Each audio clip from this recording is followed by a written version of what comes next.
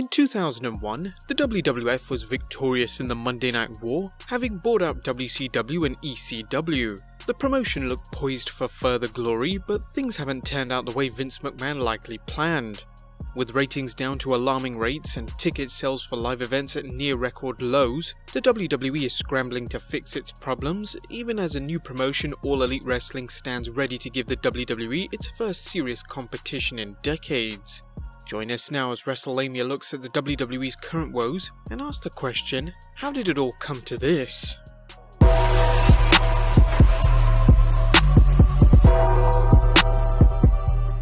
The Monday Night War did the unthinkable, taking the existing wrestling audience and building upon rather than splitting it between the WWF and WCW when WCW began airing Nitro against Monday Night Raw.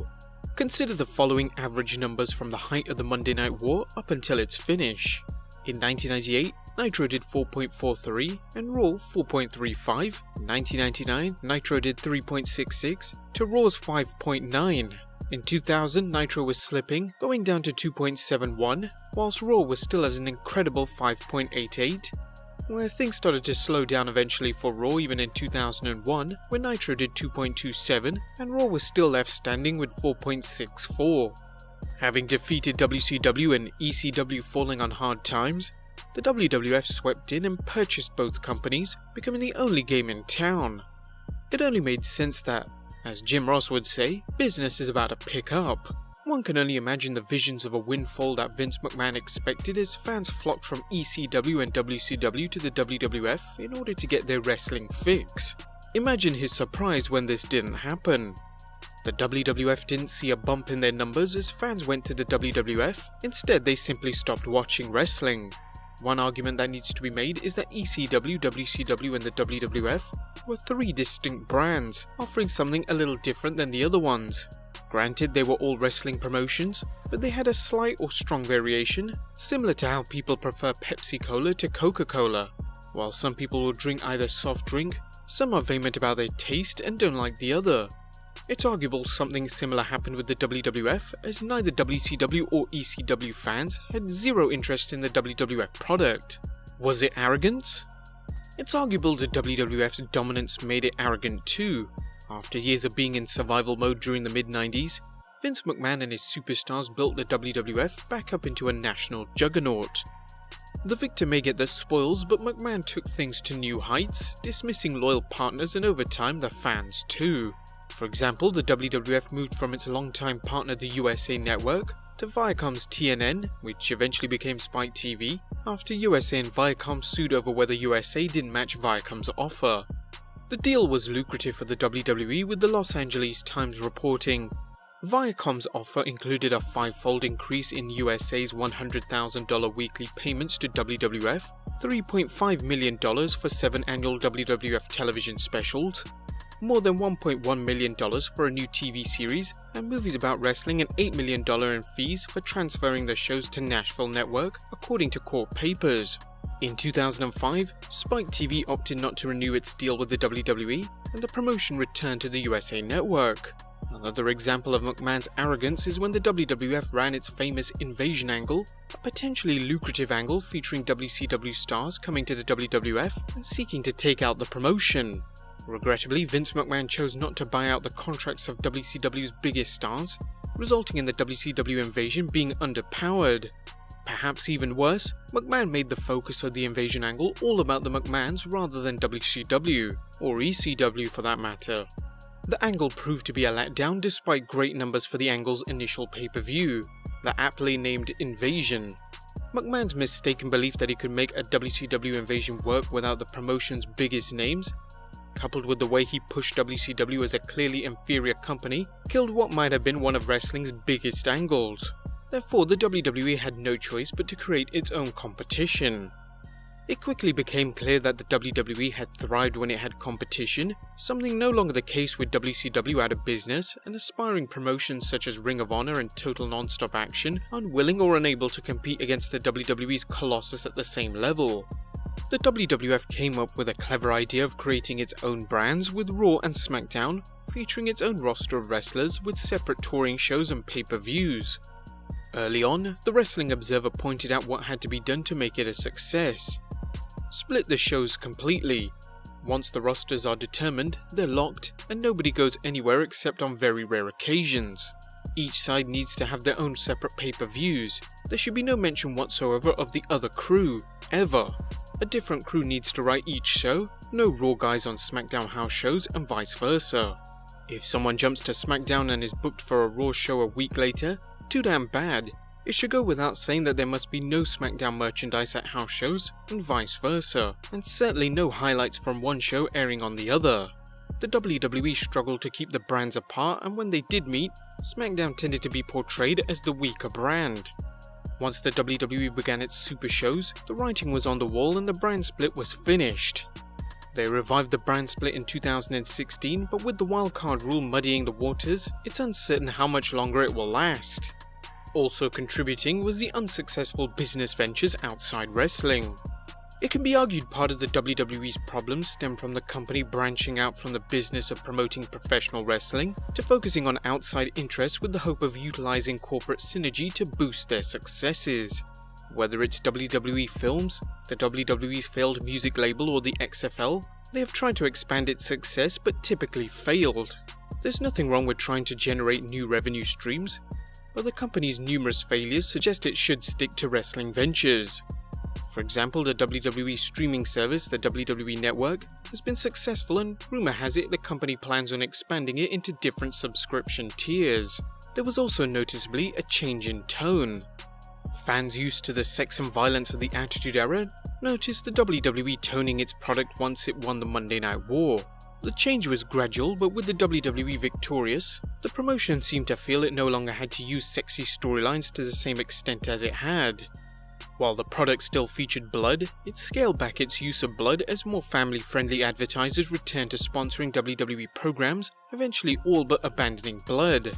The change in tone did not go over with the fans, whether it was John Cena changing from the Doctor of Thugonomics to a more child-friendly chain gang soldier, complete with what The Rock calls Cena's Fruity Pebbles clothing line. At the same time, the WWE transformed its women's division from an athletic-based division to one featuring lingerie models engaged in Playboy pillow fights and the introduction of the Divas Championship. To be clear, there were still talented performers in the women's division, but the focus on wrestling was a thing of the past. WWE then started the trend of ignoring its fans.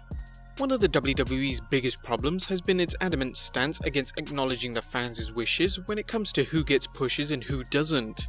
While there have been exceptions such as Daniel Bryan getting a main event match at WrestleMania 30, together with the recent Kofi push, these moments have been rare.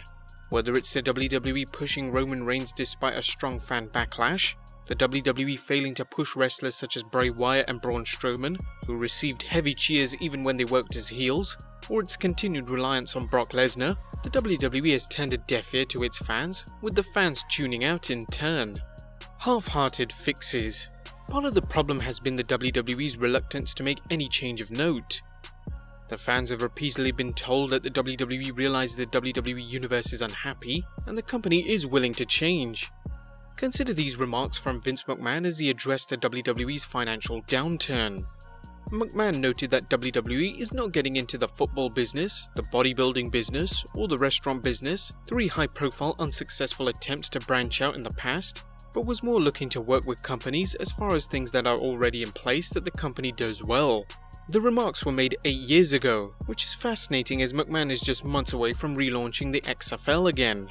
It seems that Vince McMahon is good at playing lip service to the fans when it comes to addressing their complaints. Their latest pledge to change came in December 2018, but fans have seen little change since. The company's latest move in hiring Eric Bischoff and Paul Heyman to run creative has given some fans hope, while others wonder whether anything can change as long as Vince McMahon has the final say. What's for sure is that the WWE has been in a steady decline since the Monday Night War ended. While people will forever debate whether the wrestling business is cyclical or not, experiencing ups and downs in popularity that have less to do with the product than it does with fads. There's certainly support for this when one looks at wrestling's tremendous surge in popularity between 1984 and 1990, followed by a steady decline until roughly 1996. A surge followed until the end of the Monday Night War. However, the industry has yet to experience any sort of resurgence, perhaps due to the lack of competition. Support for this decline is made by the ratings decline around the very end of the Monday Night War. Consider the ratings for Raw reflect that loss in interest. In 2000, the company was receiving their highest ratings in history, averaging a 5.88 rating per episode. By the end of 2001, with Austin as a heel for most of the year, the rating had fallen to a 4.64 rating per episode, with a noticeable decline taking place in months following Austin's heel turn. In 2002, ratings continued to decline, with Austin walking out of the company in June because he reportedly didn't like the way he was booked. Raw ended up with a 4.01 average rating per episode in 2002, and ratings would continue to decline over the years.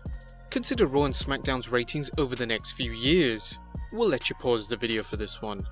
The numbers have continued to drop, with news sites typically reporting on how other Raw and SmackDown have reached low ratings not seen in years. Consider this data from Forbes' Alfred Konuwa, who mentioned, "This week's episode of Raw and SmackDown Live were down 30% and 25% from 2018 respectively. Raw drew a 2019 low of 2.185 million viewers, while SmackDown Live logged a 2019 low of 1.833 million viewers. To put this in perspective, Raw's average viewership through 2018 saw a 32% decline over the past 5 years. The trend is disturbing enough that Fox executives want to meet with the WWF to discuss their problems before Fox begins airing SmackDown this fall. Additionally, the WWE stock has taken a hit as Wall Street seems to have wised up on the WWE's tired excuses for why business is underperforming. Even those unfamiliar with the workings of the wrestling world caught on when Vince McMahon and WWE executives repeatedly blamed superstars being injured as the reason for the company's sagging revenues. Looking back at these numbers, it's clear the WWE has been in a steady decline, yet relied upon its momentum to continue making money. While it would be incorrect to describe the WWE's business practices as robbing Peter to pay Paul, the company has strip-mined its future with lucrative deals it may have not been able to deliver on. For example, the WWE's financial windfall from its deal to run shows in Saudi Arabia has come at a tremendous public relations price. While they were able to negotiate 2 blockbuster deals with the USA Network and Fox, both networks have made it clear they expect things to improve, and to do so soon, hence the drastic measures they're recently taking. With fans continuing to lose interest in the product, the looming competition from All Elite Wrestling and its business partners demanding results rather than rhetoric, the WWE must be asking itself, how did it all come to this? Sadly, the answers have been in front of it for years. Indifference to the fans, arrogance, and a stubborn refusal to change the product to reflect changes in the fans' taste. But there you have it guys, a look at how WWE's current woes and a look back at how things went from sugar to shit. Do you think the WWE will find a way to get back to its former glory? And if so, how? Be sure to leave your comments down below, subscribe if you haven't already, follow us on Instagram and Twitter, and I'll see you next time with some more wrestling content.